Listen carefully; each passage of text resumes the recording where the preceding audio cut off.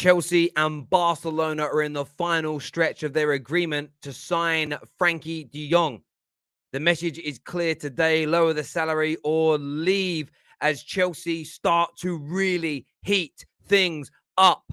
Manchester United not giving up the chase as of yet. We're going to delve into that and more details for you tonight on the Done Deal Show. Today's show is sponsored by Private Internet Access.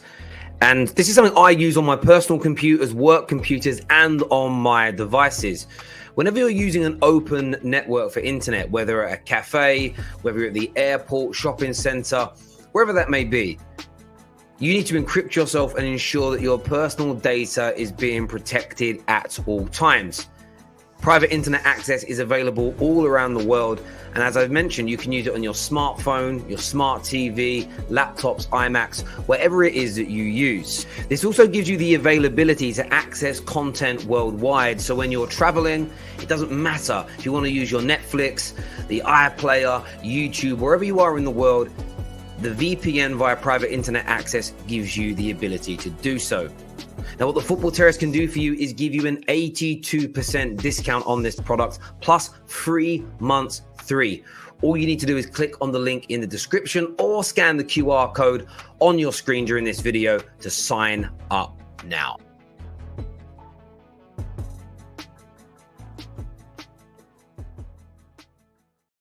With major developments in the last half an hour, Chelsea are ready to sign Frenkie de Jong and Pierre-Emerick Aubameyang if Barcelona allow both players to leave this month. Manchester United have pursued de Jong all summer and agreed a £72 million fee last month. However, the Netherlands midfielder is owed £17 million in deferred wages and will not agree to leave until he's paid. That is the most recent news, as you can see there from Sky Sports. They are claiming that Chelsea are after both de Jong and Pierre-Emerick Aubameyang. But their caveat was very much along the lines of if Barcelona allow the player to leave is essentially what is being said and what's being done.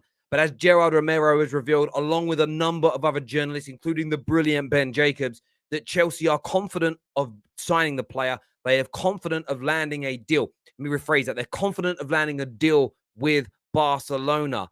What is happening today also is the agent of Frenkie de Jong is meeting again with Barcelona to talk about the situation. Fan abuse is now creeping in for Frenkie from the Barcelona faithful. They are unhappy with the treatment and things are starting to heat and spice up in relation to this deal.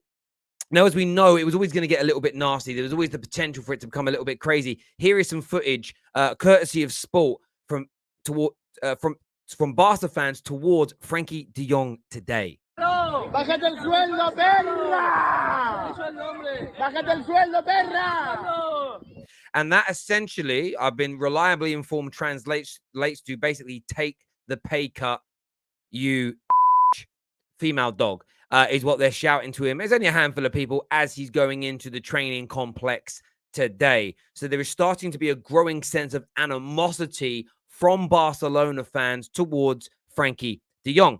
Now, I think where this has kind of crept in with a little bit more gusto today is surrounding the news that Barcelona might lose 2 of their new signings. As you can see here via ESPN, they state that Christensen and Kessie could leave Barcelona for free if they are not registered before Saturday. Sources have confirmed this. But what's also stated in the reports here from ESPN and of course Samuel, both ESPN reporters and specialists in Spain, is that Barcelona are worried. Barcelona are concerned. Up step Chelsea. Now, Man United still remain an interest in this. 24 hours ago, we said they were pulling away. There is now some loose noise that Man United are not giving up, and we'll touch on that in a minute. But Chelsea Football Club are pushing hard. They haven't made an official bid, but you don't need to in football. As I've been stating on the terrace for years, the official bid process is essentially a nonsense. They do it all unofficially. They do it via intermediaries. They don't officially put the bids in, but they work on the deals in the exact same way. When it's all agreed, they put the official bid in and walk away with the player. But the process is essentially the same. It's just packaged up and labeled different, but it is what it is, what it is. Now, Chelsea believe that they are close to an agreement. This has been shared, as we showed you at the top of the content today, via the brilliant Gerard Romero, who has stated, and I'll put it on the screen again so you can see, that Chelsea and Barcelona are in the final stretch of the agreement to sign Frenkie de Jong, and the message is clear in the meeting today: lower the salary or leave the club. Now, this is the meeting that I referred to a little bit earlier on today, that the agent of the player was going to be in Barcelona, was going to be meeting with the team, the hierarchy and sort of the board of directors and the team surrounding that, to discuss the ongoing situation with his client. And I put that a few hours ago now from recording, around about 3:45, that Frenkie de Jong's agent has arrived in Barcelona to have a meeting with the club over the next few hours. And that's something that has now progressed.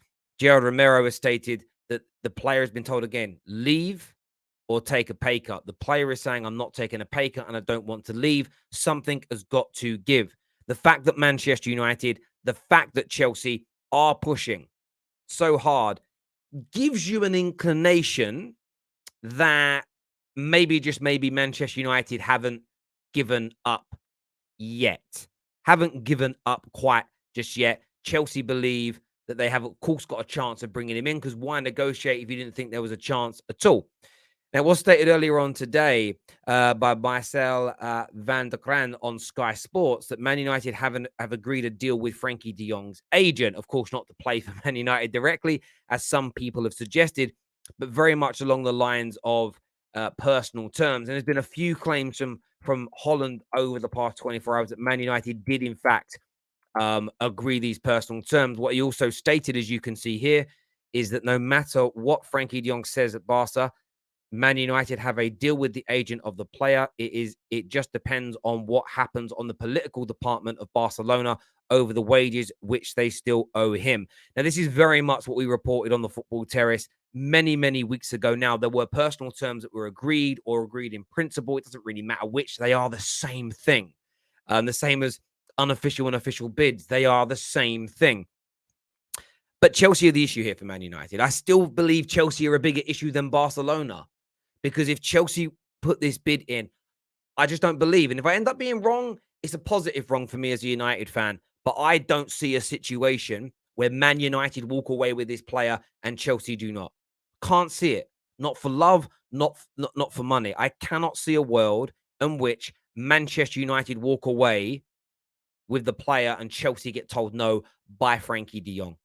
It's been reported today by Ben Jacobs that there isn't even that great a relationship between de Jong and Erik ten Hag. They know each other, they get on well, but actually it isn't anything to write home about. It isn't anything to overly celebrate. That's the claim. I'm only going by what's being stated. Don't shoot the messenger here.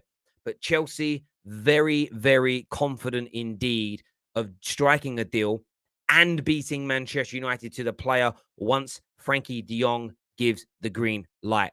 And that's the big thing here. Once Frenkie de Jong gives the green light. Is that going to happen now that the final meeting, or reported final meeting, between the agent and Barcelona has taken place?